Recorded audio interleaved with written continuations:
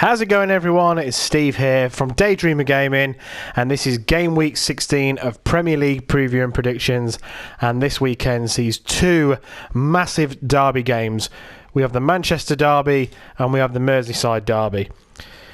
It's amazing how the fixture computer at the start of the season that randomly generates those fixtures just happens to have the Manchester derby and the Merseyside derby on at the same weekend. You know, that's amazing. That is absolutely no influence from Sky whatsoever. Hint of sarcasm in my voice there. Anyway, so in the background here on FIFA 18 we have the Manchester derby playing in the background while I run through the fixtures for game week 16. So we start off at the Olympic Stadium, or the London Stadium, whatever you want to call it. West Ham versus Chelsea. So West Ham were very unlucky, I thought, at the Etihad last time out, losing 2-1. They did go 1-0 up, but they look a lot more organised, and there are positive signs there, I think, for West Ham fans. They have got a tough run coming up, so Chelsea is not going to be an easy game, and then they find themselves having to play Arsenal twice in the league and the cup. So it's not been a very easy run for West Ham.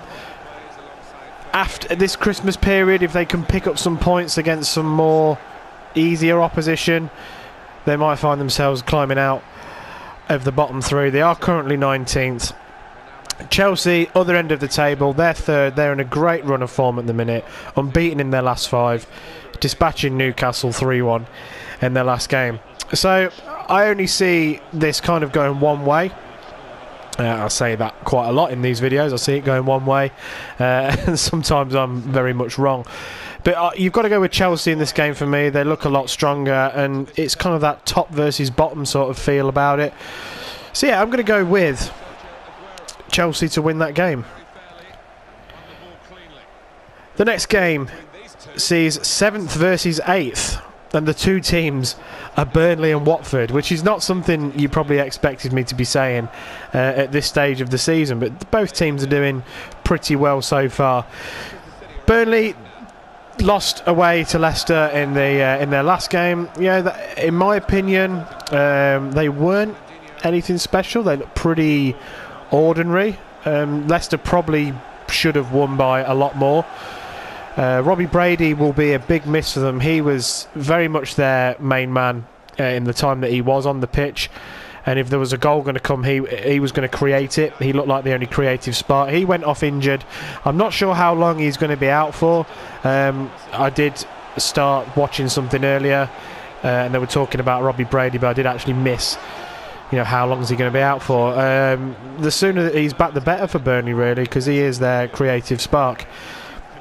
Watford picked up a great result at home to Tottenham at the weekend, 1-1.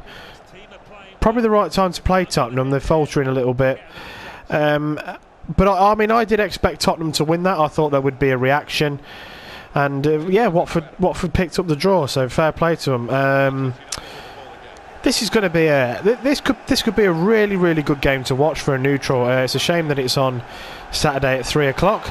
But I do think this will be a good game, and I think Burnley will just edge it, to be honest. I think at home Burnley are pretty strong, and against opposition of a similar ilk and a similar positioning in the league, they are you would fancy the home team in that situation. So I'm going to go with a Burnley win. So down at the bottom of the table, 18th place Crystal Palace take on 14th place Bournemouth. Another 0-0 draw for Crystal Palace at the weekend, drawing 0-0 with West Brom.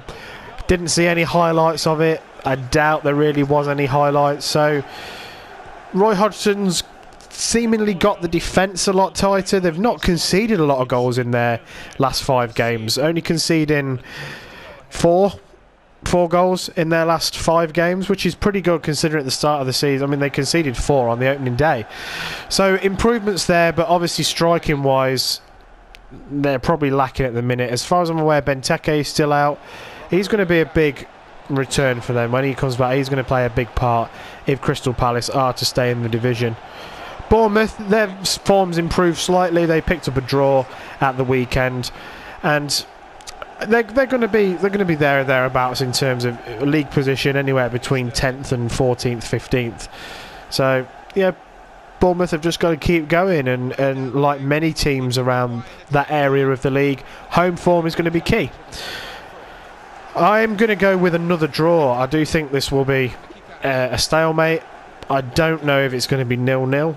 I would hope, for Crystal Palace fans' sake, it is not 0-0, and I hope you do score some goals. So, but yeah, for me, this will be a draw. Huddersfield versus Brighton. So the two promoted sides face off. So neither team in fantastic form, to be honest. Huddersfield have lost their last 4, which, given the start that they had, is probably that's the reason they're currently 16th and not bottom. That is, you know, that's an obvious thing to say, is losing your last 4, which includes 1 home game. 3 of those have been away games. So, and I've just said it a minute ago about Bournemouth, you know, and I keep saying it about Huddersfield and about Brighton. The home form is going to be massive for these teams. So in terms of the run that Huddersfield are on, maybe you have to take it with a little bit of a pinch of salt, because 3 of those games have been away. Their last win did come at home against West Brom. Brighton aren't in much better form, but they are 12th in the league, so they've had that slightly better start than Huddersfield. They've picked up a couple of draws in the last 5. They got battered last time out against Brighton, but Brighton, got battered by Liverpool, which, given that front 4, those 4 players that Liverpool have got, it's not really a surprise that happened. This is going to be a game that both teams are going to probably need to win, really. The win for Huddersfield would see them go above Brighton, so a win would be huge for Huddersfield in terms of confidence, stopping the rot, and really getting themselves up the table. And Brighton just need to maybe pick up a win just to calm the nerves a little bit. So I'm going to go with the Huddersfield win in this one. I'm confident that they will pick up a victory.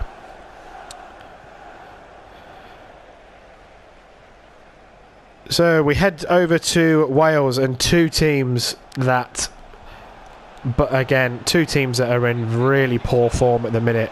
One slightly improved, but not great by either. So bottom of the league, Swansea play 17th place West Brom. So neither team has picked up a win in their last 5.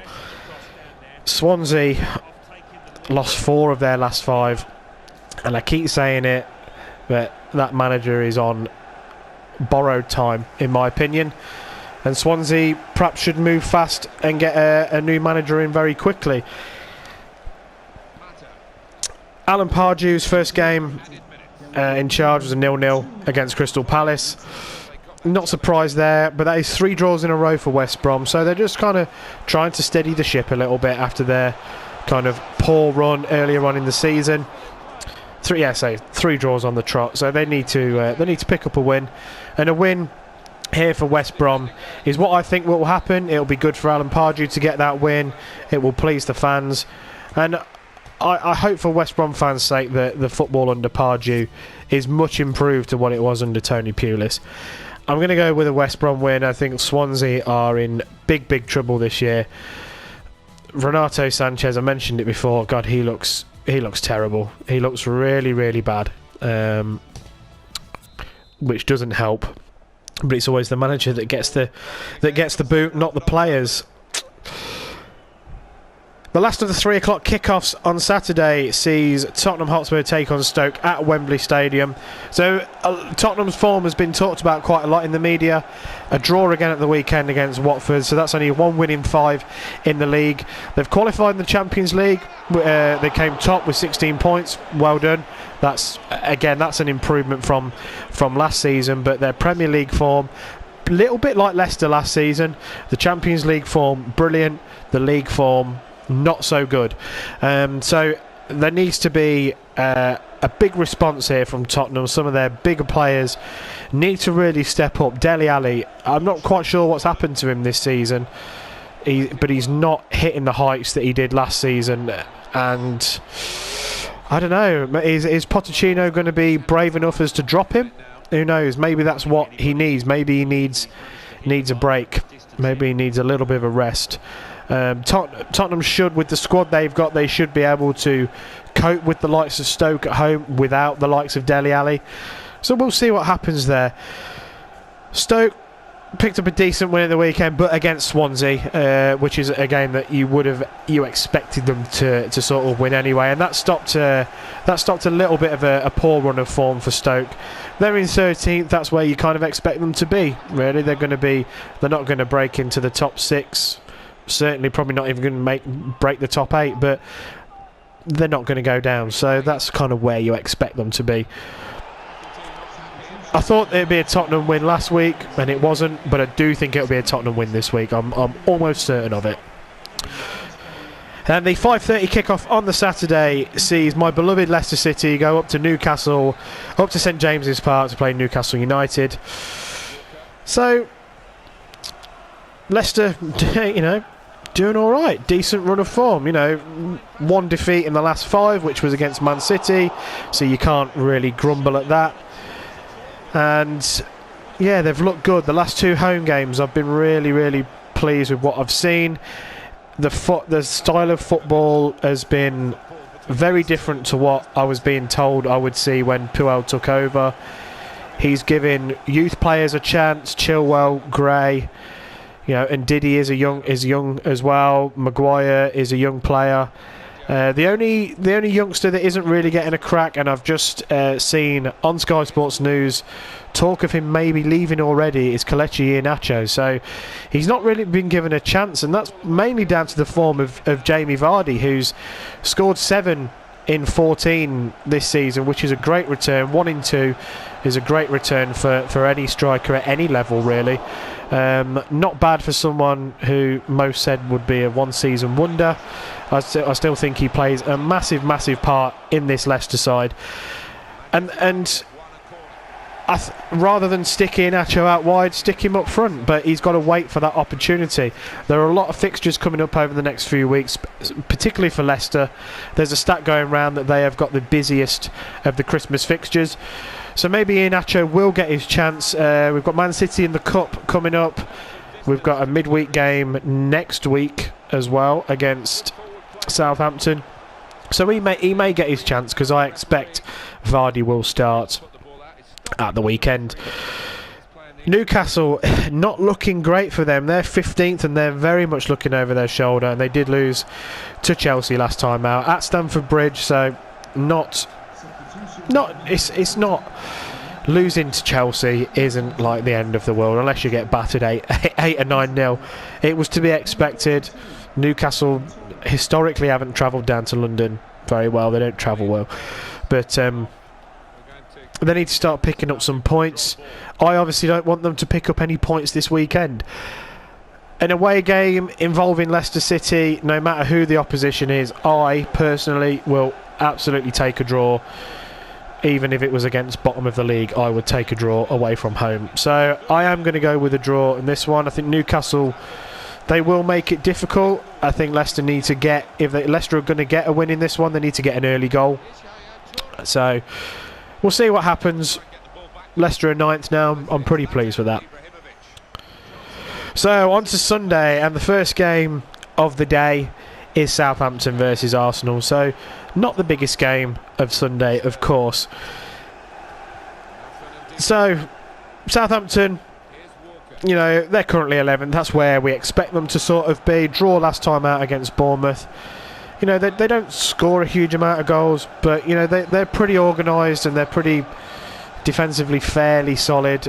So goals is their biggest problem, but Charlie Austin scoring at the weekend, a player that I admire, quite a lot. I think he's a very, very good player, very good striker. Just lacks a bit of pace. That would be his biggest downfall.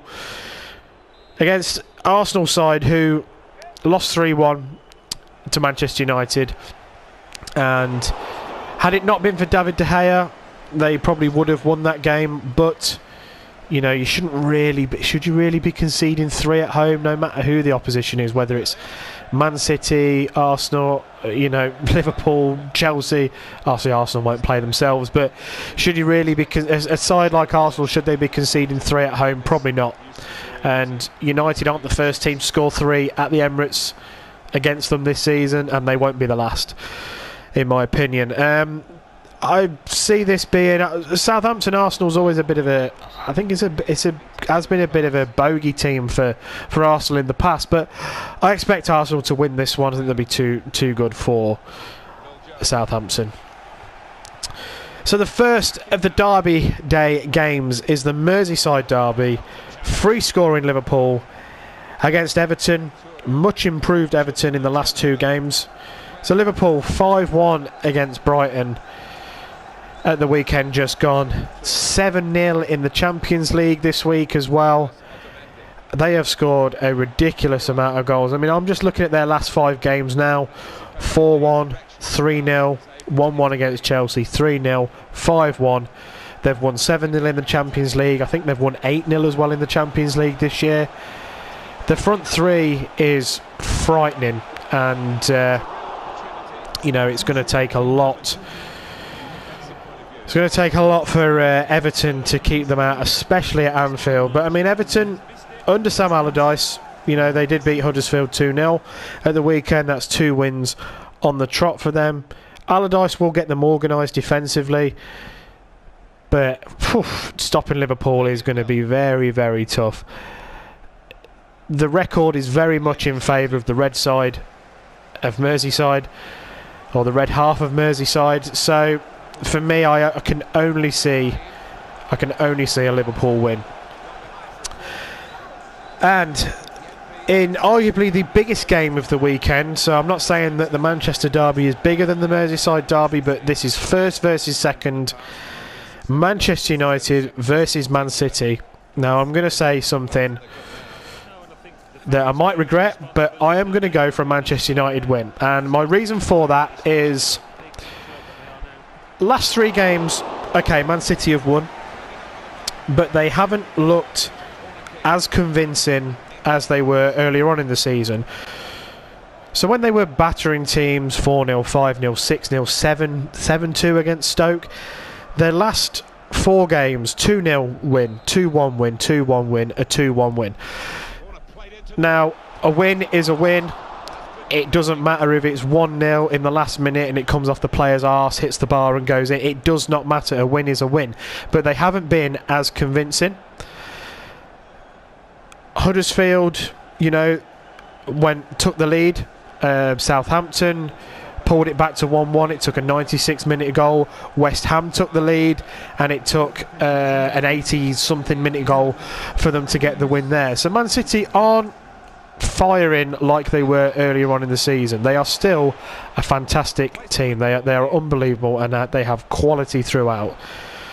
And then they went and lost in the Champions League. Now, it was a bit of a throwaway game. They'd already qualified. So some people would say, well, it was a bit of a dead rubber. But United are just hitting a good bit of form, and that win at the weekend against Arsenal, albeit Arsenal had more possession and more shots and all of that sort of thing, I actually think that United go into this game in, it sounds daft saying this, but slightly better form, in that they've been a bit more convincing in their last few games. Which, I don't know, it's a strange one. Neither of them have been fantastic in their last 3 games. Watford pulled it back a little bit against United. As I say, Arsenal had loads and loads and loads of shots, but De Gea, well, he was just superb. But I just think the home, being at Old Trafford, it's a big game. Mourinho is going to be desperate to get one over on Pep. I don't expect the bus to be parked, especially at home. I just don't think Mourinho wouldn't do that at home. He'd probably do it away, but not at home. So I'm actually going to go with a Manchester United win, and I could be very, very wrong. A Manchester United win would make the title race a lot more interesting going into the Christmas period and into the new year. A Man City win, it would be hard to look past them because they would then open up, I believe, an 11-point gap. I might be wrong there. I might be wrong. A draw would be the kind of result that people might expect because it would be kind of a cagey sort of game. But I'm going to stick my neck on the line here, and I'm going to go with a Manchester United win. I won't be putting money on it, but I'm gonna say it in this video. Okay, so that's the end of my predictions for game week 16. Thank you very much for watching. This video, you may have noticed, has been uploaded to Daydreamer Gaming Sports, so that is our sport-specific channel. I'll be putting my prediction videos and my FIFA career videos onto this channel. We've got other guys doing NHL stuff and different sports. You'll see Pro Evo videos on here as well. So give us a subscribe. Don't forget to share. Don't forget to like the video as well. Hit the notification button. The channel will be updated regularly, and just spread the word about us as well. That would be absolutely fantastic. Don't forget to check out our sponsors as well, gamerborn.co.uk and fatalgrips.com. 10% discount at the checkout when you put in the code DDreamerGaming. Enjoy your weekend, enjoy the football, enjoy Sunday, Derby Day, and I will see you next week. Thank you very much.